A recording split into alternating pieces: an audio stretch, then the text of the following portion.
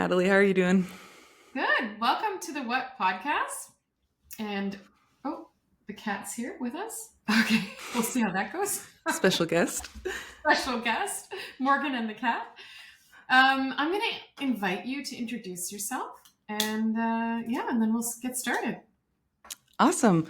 My name is Morgan Patzelt. I am a leader in the tech industry and have been for the last decade or so, really focusing in education tech, so developing apps and services and products for teachers to use in the classroom. So I'm currently the director of product at an ed tech company called Shobi, and actually have my last day there on Friday. And then I am off on my own, starting my own business, which I attribute a lot of that courage and strength and readiness to the coaching program that I just finished up last week. So lots of change happening in my life right now.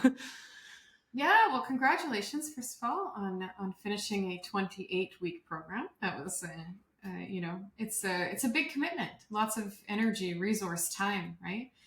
Mhm. And also, I had the privilege of being your facilitator, so we got to hear you got engaged. I think during the program, didn't Yes. you? Yeah. Yeah. And then well, tell me about the decision to leave your current role. Yeah, it had been something that I felt was in the back of my mind for a long time, something that I knew I wanted to do at some point, but I really, truly loved the mission of my company. I still really do.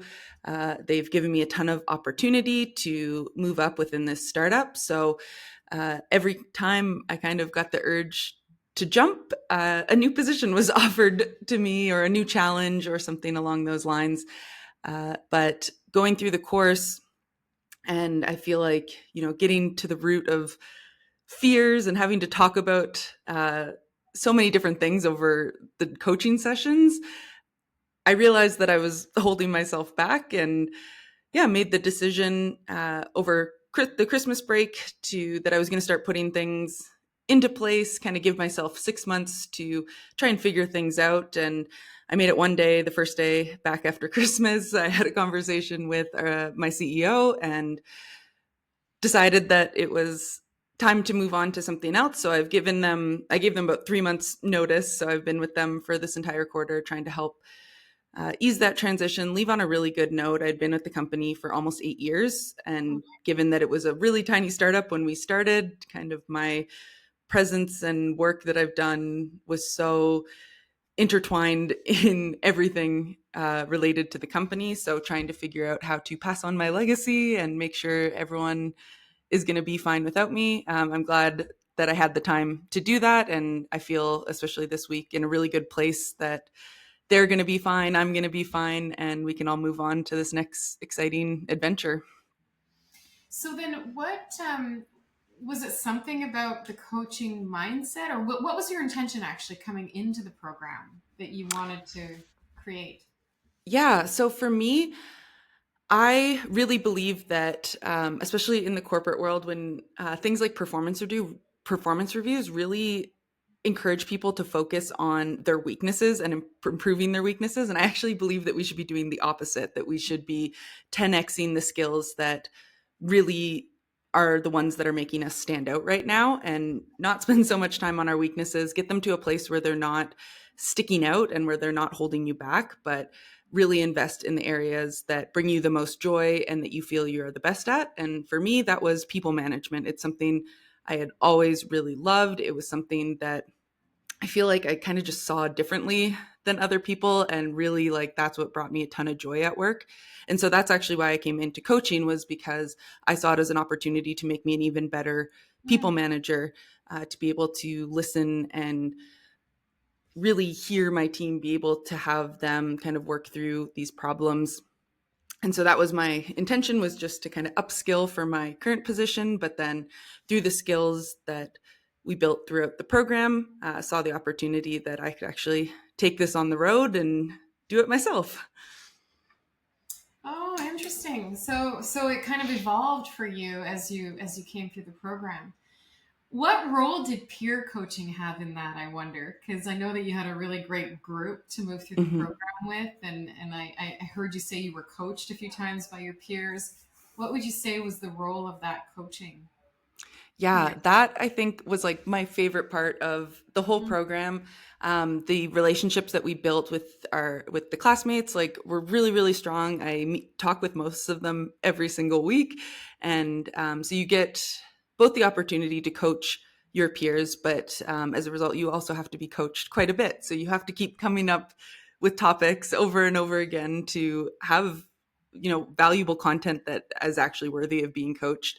And so you really have to, after the first couple of weeks, really dig deep into the crevices of your soul, of all those things you were holding back and what you really have been maybe avoiding. That's kind of how I felt, was that this was something that I knew I wanted to do, something that I knew I'd be really good at, but had just kind of been putting it off and putting it off. So I think after enough conversations and getting that practice, and also seeing everyone else kind of building their own businesses and having really great success as well, kind of a little bit of jealousy or fear of missing out, where you're like, I want to do that too. So yeah, the peer coaching that you get with your cohort, as well as just like those relationships, we do a lot together. Everyone comes from such diverse backgrounds that we all work really closely to upskill all of our businesses and take all of our separate experience, and kind of combine that together. Like, we have some really great like HR professionals. So when I quit my job, I'm like on the phone with them. Like, what do I need to do? Like, what are the things I need to think about? But then I'm also like the resident tech support for our Yeah, cohort. So I get a lot of requests around like, which software should I use, or what should I yeah. look for in the different tooling, things like that. And then we have really great like business development experience within our group as well. And so it's been really cool to not only coach each other, but also kind of help everyone set up their businesses to be really successful in the future. Yeah, you really had a nice blend of different backgrounds in your cohort. And so when you think about, you came into coaching as a leader, wanting to develop some skill, maybe more leadership skills. I often think of coaching as like a linguistic tool where it helps us become better communicators. And by that I mean that others respond better when you're asking open-ended questions, when you're pausing, you're inviting room for others to speak. What would you say is one or two things that stand out for you in terms of, like, what did this program do for you as a communicator, as a leader? I would say the biggest piece is, um, especially when people are acting what seems irrational in a corporate setting, where you're just like, I just don't see why we can't see eye to eye. Like, why are they pushing this particular issue, to like be able to take a step back and look at, like, just kind of question, like, typically when people are acting strange, there's some fear behind it. And I think that's what we really learned. So like, to see and take a step back and be like, okay, like, what could be driving, like, what are they afraid of, what are they trying to get out of this interaction? So I think it gave me better skills at reading people and what their intentions might be with some of the actions or words that they're using, but also just that one-on-one communication as well, where um, I found like the observational pieces was really great with other stakeholders, other leaders in the company, but the one-on-one stuff was has been so valuable on my team, and just like letting them figure things out themselves, giving them space, not telling them my own opinion or advice right away, and getting them to kind of come up with their own approaches to things, I think has made them a really resilient team, and also has made kind of me transitioning out of this company even more effective as well, where they're able to solve their own problems. They always have been, and they just need to kind of work through some of their thoughts, but they are an incredibly capable and impactful team. And I think just having this little bit of coaching in there has made them even more kind of autonomous and independent, and able to drive impact without needing layers and layers of am I doing the right thing? Is this okay? Do you agree with this? They're able to make their own decisions, and which ultimately makes my job so much easier because those are decisions that typically would have landed on my desk. And now they have that experience of moving these decisions forward themselves, but also that frees up my time to work on other more impactful things that keep the team running or upskilling the team in other areas. So it was one thing that I found has really set up my team for success now that I'm leaving, and has really made a really strong, resilient, independent team. Mm. Yeah, that's so interesting. And I think, well, just on the topic of teams, I remember your presentation about like what was next for you. I think you mentioned developing a course or something around team coaching. What do you think is the opportunity in team coaching? I love team coaching. I think a big thing that companies struggle with is that alignment piece. And as someone who kind of moved up through the ranks of a small company, I have really strong ties to a lot of the individual contributors on the team, but then obviously strong ties to management and what we're doing on like the executive team. And to see the disconnect is something that I've always really struggled with, where I think there's such great opportunities to align those two groups. And again, when you do that, it creates really autonomous, independent, capable teams that are able to drive this mission home without needing so many checks and balances, without needing so much oversight or micromanagement. They're able to just execute and do and think about things in a really cool perspective, because everyone comes from different backgrounds and bring unique ideas on how to approach these problems. So if we're really clear in a company about what are the problems that we're trying to solve and what is most important, and making sure everyone is, driving down that same road, then it allows people to come up with really creative solutions and execute them autonomously. So I see that as a big opportunity for team coaching, is to really make sure that everyone is on the same page Mm. and everyone knows exactly what we're doing and why we're doing it and what we're focusing on, and especially what we're not focusing on. So what are we choosing to set aside for the time being in order to attack bigger opportunities? Yeah, no, I totally agree with you. That the ability to kind of step back and see the whole system versus like the micro views that we tend to have as individuals on the team. And if a team leader is not good at communicating the overall objectives of not just the company, but the team itself and the other teams that you're working with, it becomes an issue, I think, of engagement and also people really figuring out like what is important to them. What do they, what's part of their value system? Like, why are they there? What do they want to contribute? Um, and that's when you're talking, it's interesting because you're a leader leading a team in what sounds like a very entrepreneurial kind of startup environment. Um, and now you're moving to, I guess, become, I'm assuming, an external team coach. Would that be correct? So, what do you think the differences will be? So, from the leadership position of it's your team and you're coaching your team to you're an external team coach. Yeah, I feel like they are completely different games. They utilize a lot of same skills, but I think there's advantages to both. Like with my own team now, we've built a really, really strong relationship. They really trust me. I really trust them. We're able to speak openly in a team coaching setting. And also I've been doing a lot of one-on-one coaching kind of throughout the company as well. And Mm-hmm. again, I have really strong relationships with these people, which, sets a great space of trust and safety. We can jump right in and get to the root of the problems here. But on the flip side, as an external coach, you're coming in with no bias, with no um, kind of preconceived notion or relationships with these people that you're working with.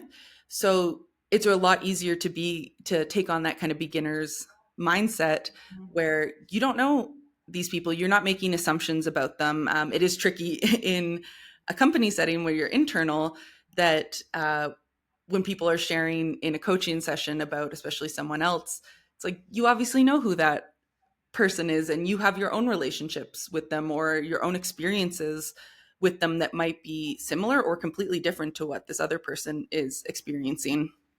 And so it gives you good context as a coach, but it also gives you a lot of bias as well. So it's really cool. The external piece, you get to come in, be that beginner, really get curious about what are the problems within this company, and not make assumptions about things, which I think you can come in with a fresh perspective for them, which can be really valuable. I also think the other side of this too is once you're in a company for a long time, you have a lot of opinions on things, and it's hard sometimes to discern what is the most important opinion that you have on things. Which hill are you willing to die on here, essentially? But Mm. as an external coach, when you come in and give, this is my perspective of things, this is how I see things are going, these maybe are some of the struggles, um, it's you're hearing it from a fresh voice as well, from an external person who again doesn't have that baggage or those connections with these people. And so I think sometimes the recommendations can be taken with a bit more validity as well, when you're coming in as an external coach, because they've hired you, they've paid you to be here. So they obviously want your opinion. And it's not to say that my own company doesn't value my opinion, but I think sometimes it gets lost in just the sea of opinions that everyone has within a company. Hmm. Yeah, oh, there's so many things that you've said that I want to touch on, but one of them that stands out is that objectivity of being an external coach, and that because when we're coaching our own teams, first of all, it's tough. We can use coach approaches. We can't really coach because it's not a partnership of equals, right? There's this hierarchy. There's expectations of a leader that a leader has. So as the external coach, you can come in more objective, and I feel like mirror and witness the team as a system and see what are the opportunities to bring more cohesion to that team and Mm-hmm. clarify, like you said, those goals, performance goals. Um, so when you think about the leaders you're working with, who's your market? Like I think I remember you talking about well, you brought in your mission. What's your mission statement? Oh, I actually don't have it written down in front of me, but my short version of it for the Yeah, podcast here is I'm really trying to make work not suck, is the long and short of it.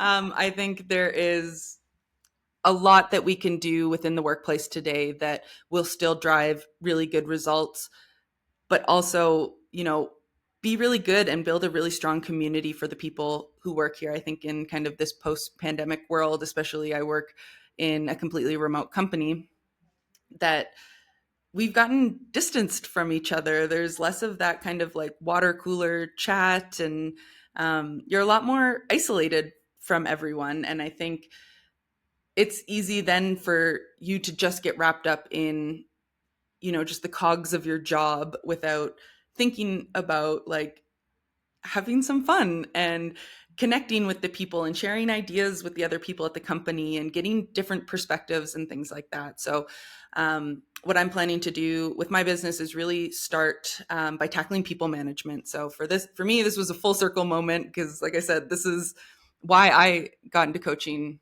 at mm, all. But to me, there's too many bad bosses out there. Everyone probably has a story about a bad boss, because people get promoted because they were really good at a particular skill in their job as an individual contributor. So they were a coder or a writer or a marketer, and they were really good at that and got promoted, and now they have a team. mm, But being a people leader is a completely different skill set than, say, being a developer.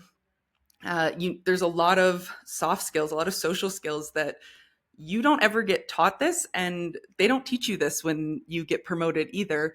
You're kind of just thrown in the deep end, and our hope you can build the connections on your team to lead them effectively, because there's almost no resources out there for just an everyday people manager.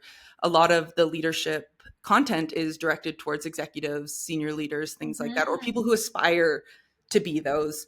But a lot of people never even aspired to be a people manager. They just ended up with a team and now want to do right by their team and know the importance of like having a good boss makes such a big difference in, I feel like, your quality of life, your retention at work.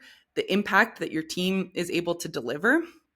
So I really believe that having strong people managers is going to make work suck less all around. So I want to start there and see where this kind of mission takes me into other creative areas. But for me, that's the big linchpin that I think we need to solve, is to provide training and resources so that people managers can take some of the coaching practices and use those on their own team.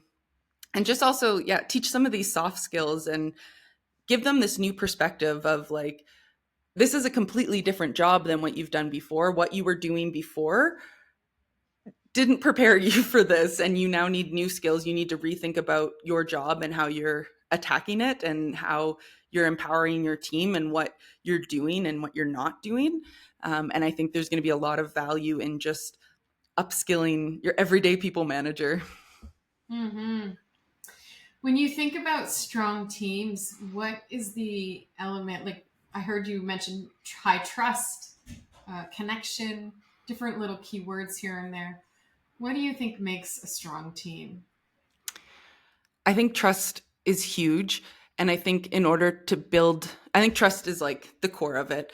And there's a lot of different ways to build trust, but a big piece of that is being vulnerable, and talking about, especially the challenges that you're facing as a leader, especially as a new leader as well. So that one of the things you want to almost do is like, you know, not let anyone know that you have no idea what you're doing, the fake it till you make it, which is only making things worse. Whereas if you, I feel like, open up to your team and be like, look, like in my position, I went from like an individual contributor directly to director, same Mm. peers, same group.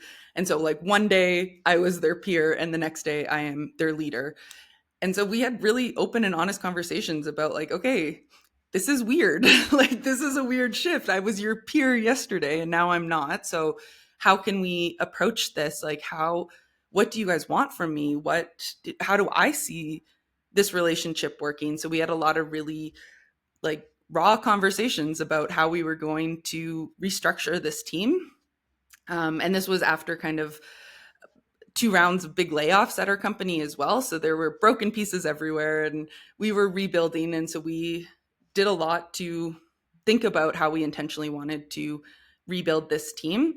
And then the other thing that I really leaned on with my team was transparency. I tried to tell them everything that I could so that there were no gotchas, that they didn't know that were coming up that maybe would influence the decisions they're making today. I wanted to make sure that they saw the same picture that I saw and that they were able to make effective decisions again, so that they're able to do that autonomously without needing to run every single decision by me. If they have the context that I have, then they now are able to work autonomously and independently and without me, and I can focus again on different, more impactful things that might help us in the future or just run more effectively as a team. So I think it all comes down to trust. But in order to get trust, I think the easiest and fastest way there is to be a little vulnerable. And for me, being transparent worked really well to building this team. There was nothing that I felt that they couldn't know, that there were secrets or things that going on that they weren't privy to. And obviously in companies, there's always those kind of executive secrets, we'll call them. But especially if they were not consequential, I tried as often as I could to let them in as soon as I could so that they could start making decisions that aligned with our new plans or the decisions we were going to be making. Yeah, well, and as you're talking, I wonder how important is the culture of the company to allow you to do that? Like transparency, we can say transparency, that makes total sense. I get it. But then there are companies who block that kind of transparency. The culture, spoken or unspoken, kind of says hold back. What do you think is the role of culture in it, in establishing yourself or your leadership style, I guess?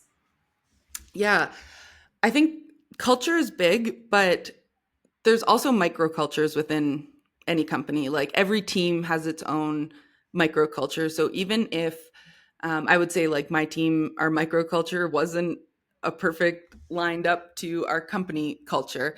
Again, they were a bit more transparent. Other teams in the company were a lot more or less transparent than I was with my team, but also contextually and like given what my team worked on, it made sense that they had more information and that they needed this information. It actually did affect their day-to-day work. And sometimes, I got in trouble for that as a leader for sharing too much, but I also think it really empowered my team. So sometimes you have to make some trade-offs and decide Mhm. what you want the culture of your team to be. And also I feel like it trickles out, like especially if you have a really strong culture within your team, other teams that you're interacting, they see that, they want to learn from it, they will pick up certain cadences or routines or things that you're doing on your team, and that trickles out and that becomes the company culture as well. So it's kind of also, in my opinion, it's like create the culture that you want to see on your team and in the company as well. And you got to be careful with that. Like there's always lines and you have to know when to cross them and when to not cross them. But I think, especially if the overall company culture is not a perfect fit for how you want to lead, you do have a lot of control with even just the few people that you interact with, whether that's a defined team or if that's just your leadership style. Mm. Yeah, because I've worked with organizations that were like, let's say 15,000 people, and you're working with a group of 8 on a team. It's really cool to see the impact of coaching on that group of 8. But what I found was it's hard for them to keep that consistency in their approach, their coach approach, because it gets drowned out by the culture that may or may not support the coach approach. So I wonder, like, for you as an external coach, what do you think is like, if let's say you're hired to work with a team like that within a huge culture of 15,000, that there, what would be some things you want to look for? And I don't know if you have the answers. I'm just wondering, like, if you were to consider that now. Yeah, for me, a big piece of this, I think, is that leadership team. They are the tastemakers of the company. What they say goes ultimately is what's going to get distilled down into all the different areas of the teams. Like you can work really closely with, one branch of this large team and create a really great culture there, but it's not going to have the same trickle effect that getting the management team or the leadership team aligned on what is the change that you want to make and why are we making that and how to do that with your teams. That will have huge trickle down effects. And the cool thing about that too is that they're going to take this core concept and it'll trickle down to the teams in very different ways. Leaders will apply that using their own unique style, and you can kind of see how different teams almost interpret this culture or the change that you're trying to make.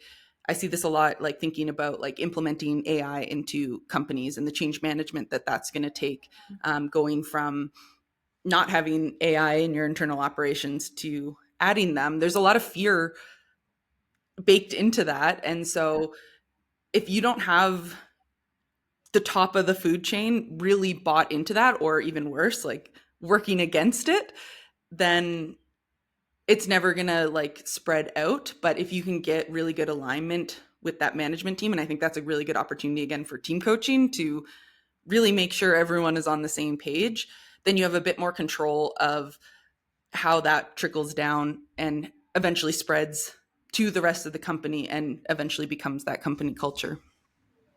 Yeah. One of the questions I often ask when I go into work with teams is, on a scale of 1 to 10, what's the current temperature around coaching in the organization? Like wanting to know a little bit about like how much do people buy into the coaching culture? And then the other thing you said, which I thought, which I agree with, is that on that operational level, that's where the real coaching happens. That's where I think the biggest impact is. Although it is a trickle down, it has to be, like you said, for buy-in. I do see the benefit of taking that coach approach with the team leaders on the operational level, not necessarily like the C-suite and the higher Yeah. level of the organization. One thing that I always kind of say there is like operations cannot be optional. Like I've seen so Mm. much change management fail because they're like, okay, well, we're going to try out this new tool and like pick it up if you want to or not. And then you have inconsistent use of a tool. We also see this with schools adopting our technology that we're making, and we're trying to help them obviously get set up so that they will continue purchasing our software year after year. But the schools that, you know, are like, okay, this is going to be hard, but we're going all in and we'll be here, we'll support you. There'll be resources, training, but we're doing this and it's not optional. They are up and running so much faster than even the most tech advanced schools that have been using our products or technology in their schools for years and years and years. Because there's that inconsistent adoption, it just never quite takes off. And so that to me, with a lot of like this change, is like, make it not optional, but you also have to then support that transition as well. Like if you're gonna kind of mandate it, you also have to follow it up and make sure that there is the training and resources. And so I think this applies to coaching, it applies to adopting new tools, it applies to adopting AI, like any of that change management within a company. You kind of have to go all in and mandate it for it to really take off as quickly as possible, is one thing that I've really seen over and over again, both trying to get tools into schools, which is what I work with now, as well as just trying to get tools and operations and change internally within our company as well. Mm. Oh yeah, I love that. I remember, was it Good to Great? Uh, Jim Collins. He said, I forget, I read it somewhere where he said it, if you leave the back door open, there's always an exit plan, right? Like, so that I love what you said about the not making it optional. And that also speaks to clear vision, uniting people under that clear vision.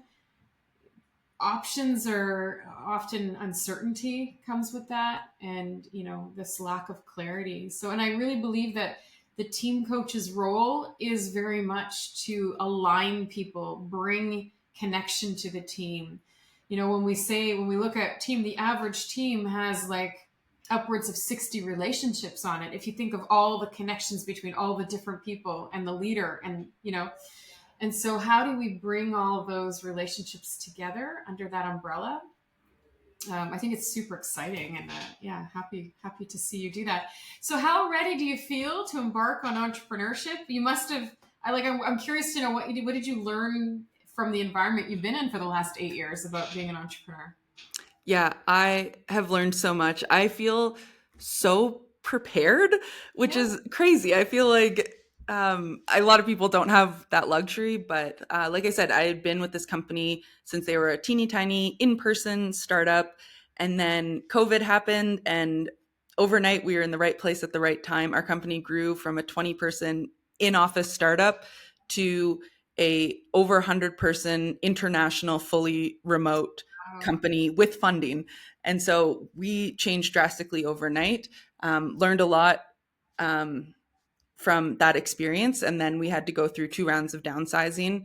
And then I got to join the executive team after that. So I've kind of got to see it through so many ups and downs, and things going right and things going horribly wrong. And being a small startup and just the person that I am, I really tried to like get my hands dirty however I could, like learn as much as I could from all the different functional leaders throughout my time here. So I feel well versed in not only entrepreneurship, but like, the basics of how to market, the basics of how to build software, how to organize my time. Has been really cool to see this, like, it feels like a lifetime of experience that got condensed down into a short little 8-year career here. And it's really cool to be able to take all that learning. The more and more that I'm talking to founders, that I'm talking about my business, it's really evident to me that I'm ready. And obviously, there's going to be things that I don't know, and probably some bit of delusion here, but there's always But stuff you can an learn. But entrepreneur without being delusional. exactly, yeah. To a And little bit, an extent. yeah, the other thing that I have really proved to myself, again, I kind of mentioned, like, I literally became a director overnight, and they were like, okay, give us a strategy. And have never made a strategy, let alone have a team, let alone look at all of this stuff. So I learned it all really, really quickly, and I taught myself. And I think that piece of just like, oh, if I don't know it, like I can learn it. There's nothing I Mm, can't learn.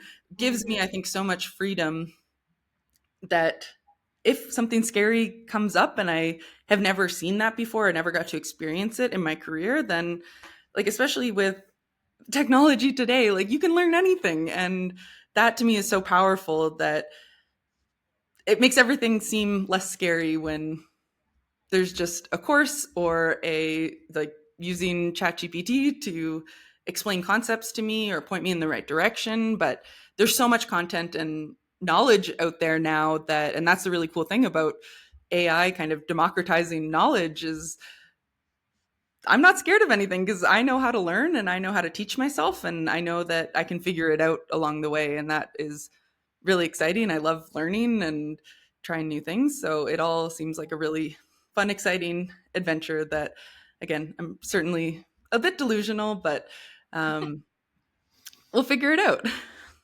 Well, I do remember, one of the comments in our last class together was the energy that you brought to the group was always super positive and, and very on the bright side of things, which I can see, is how you're approaching this. So what's the vision, like the ideal? If you look back 10 years from today, what has to happen for you to feel like this was a success for you? For me, a lot of it's getting back to that those core values. I think is a lot of actually what led me to leave my current position in search of Mm. freedom and authenticity and having more control over how I'm spending my day. It never, ever since I got like my first job, I just hated that I had to be there for the sake of being there. Like I could do my job in 30 minutes. Like, why do I have to sit here all day? And so to me that was something that I feel like I've always been yearning for was just more autonomy over my day. And I don't mind that as an entrepreneur, like especially at the beginning, I'm going to have to work probably more than I'm working now, but at least I have control over when I'm sitting at the desk and when my energy levels are their highest and when I'm mentally at my best, that I can be doing good work. And then when I'm not, I can go run errands. I can go to the gym. I can do life and get to experience that as well. So um, that to me is what I'm really looking forward to. It's what led me to leave this current position. And yeah, just looking at the core values really has been a guiding light for me. And I think that will ultimately determine my success for myself looking back is like, did I get the freedom that I'm looking for? Do I feel authentic in how I'm leading and how I'm leading the team, whether that's just me or eventually a bigger team? Do I feel like I have this community? Am I building community around me while I'm doing that? Like those are the things, like really looking at those core values and do I feel good about those? That to me, I think is what success would look like to me. Yeah, I'm hearing a lot of really great outcomes. I'm curious about what does the business look like for you if you're, looking back again 10 years. What does the business look like that you've built? I honestly don't know. And that I think is really exciting. I think there's a lot of really, to me, really exciting change coming our way in the corporate world with emerging technologies. And there's going to be drastic changes to the workforce and how we work and why we work and what we work for, what those full time roles look like, if those even exist. And so that to me is like, the most fascinating thing. That's what I spend a lot of time reading is this future of work. And so Mhm. that is really what I'm trying to build towards. But when you're building towards this future nebulous idea, you don't really know what it's going to look like. Like, are apps going to be a thing? I don't know. What is coaching going to look like? Is it going to move back more in person or is it going to stay virtual? Is there going to be new technology that makes it more interactive or engaging?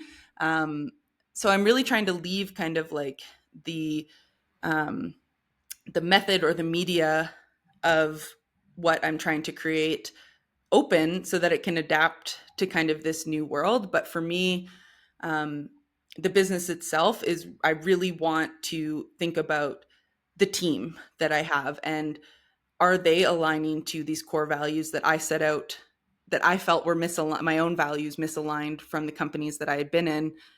Can I build a company in a different way that does align to that, and find people that do want to work in this way and find a lot of satisfaction in this? So I've put a lot more work, I would say, into how I want to run the company rather than what the company actually is, like essentially its Yeah. product is. And I think that will evolve over time as technology evolves, but the core of just treating people like people, and that this is just a job and you have a whole life outside of this, and I hope you come and want to solve really cool problems and be really creative at work, but at the end of the day, whenever that might be, you go home and do really cool things at home as well. So that to me, like, that is what I daydream about, is how I would run a company that feels different, that really takes into account the people who work there.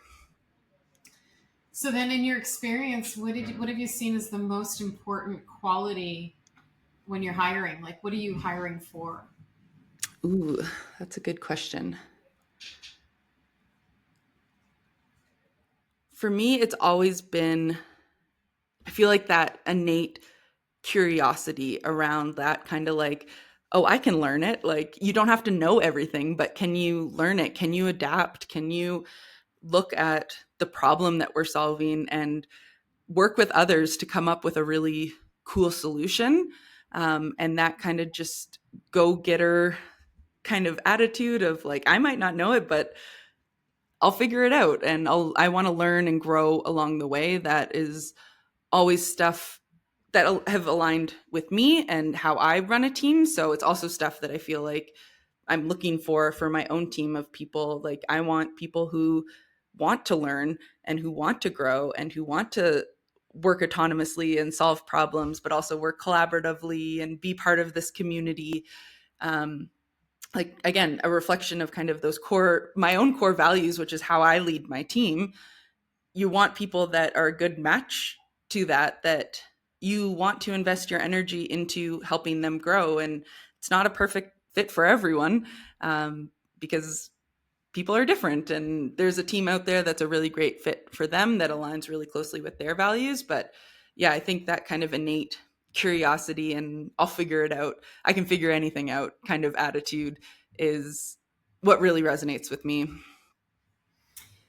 Oh, that's really cool. I mean, I really love hearing your excitement, and I love the experience that you're bringing to this endeavor is really it's rich with a lot of different experiences. Like, you seem to have really grown with the company over those 8 years.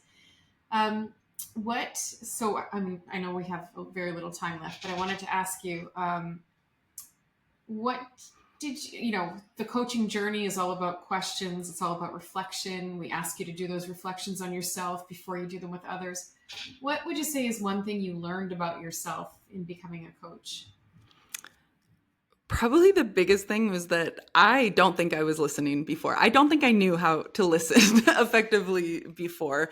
Uh, and I think that has been just like, it feels just like humans 101 of like how to interact with each other. But I feel like this is not something that you actually learn explicitly, especially in like your K-12 education, but is so valuable. And I definitely wasn't doing a good job. It's still a skill that I feel like I'm very actively working on and conscious of.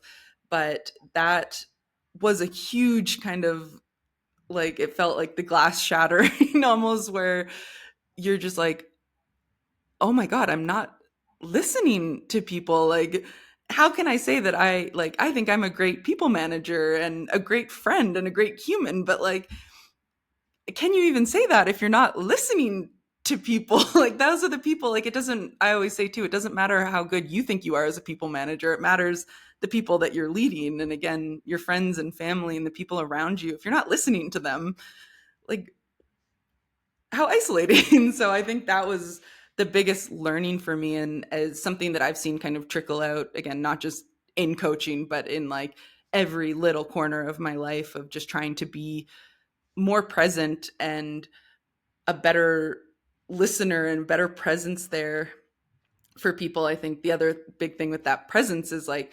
I have been diagnosed with ADHD for a couple of years now, and being in the present, like being present, was not something that I actually realized I wasn't doing until recently. My head is always out spinning on other topics, doing other things, making lists of random sorts.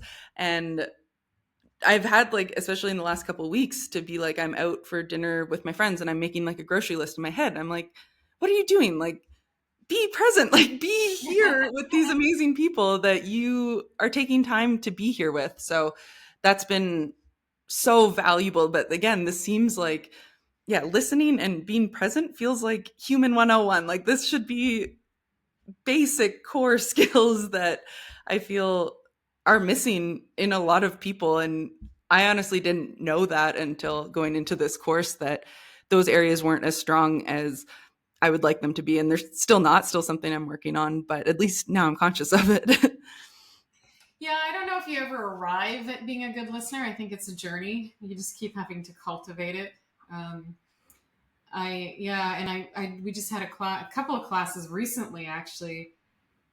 In their check-ins at the beginning of the class, they each shared how their surrounding like relationships, whether it was work or home, all noticed their level of listening had changed. Like their presence for them had changed. And I thought that was so neat too. Because I think the greatest gift that coaching gives you is the opportunity to affect the relationships that are the most important to you.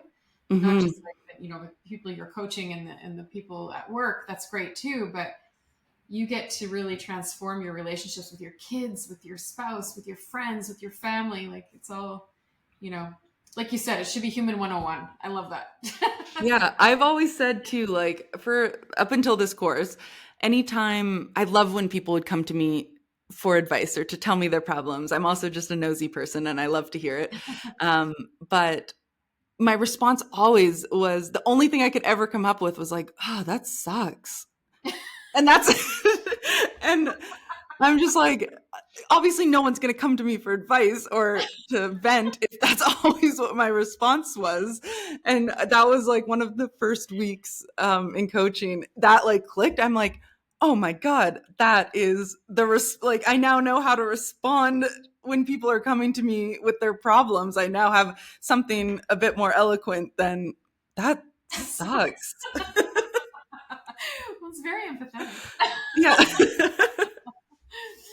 Oh, that's so good. Yeah, well, and I always said it's like a 2 millimeter shift. It's not these huge concepts. It's not, people struggle with the unlearning of their habitual ways of being and these patterns that we develop over time that are conscious and subconscious. And so I think that's the struggle. It's stepping into new patterns and identifying the old patterns and going, oh gosh, I never even realized I did that. Like that to me is those aha moments that really make the difference in coaching. Hmm. Well, thank you so much. I'd love for you to tell people where they can reach out to you if they want to, if they can find you on LinkedIn, or is there an email or a website that you want to offer? Yeah, Morgan Patzelt, basically everywhere that you can find me. I'm on LinkedIn, I'm on Substack, I have a website. So, yeah, Okay. type in my name and you'll be Show able, notes too. Yeah. So yeah, it's a unique name, so I'm the only one. So if you find me, that is me, and I'd be, yeah, so happy to um, learn more about people's experience, either being a people manager and not knowing what to do, or having bad people managers and kind of what you wish you knew, wish your manager had known, or working with companies or leaders to kind of upskill that area of their teams. I'm really, really excited to be jumping into this area. It's something that I've always like picked up pieces throughout the company, just because I've found it so interesting around just like how to bring enjoyment, alignment, empowerment at work. And I'm really excited that that's my full-time job now, and that's the problem that I get to chase and get to help people solve. hmm. Well, if you could end this conversation with one thing you would want the world to know about, I don't know if it's coaching, but maybe it's what you have to offer, what would it be? I was actually reflecting on this. This is more related to people management than coaching, but one thing that I learned over and over and over again through stumbling through as a people manager, trying to teach myself, is that people management is not one size fits all. Mm. And that if you are not able to connect with someone on your team, try another approach. People are multifaceted, they have different wants, fears, desires. Learn them, understand them, and try something else.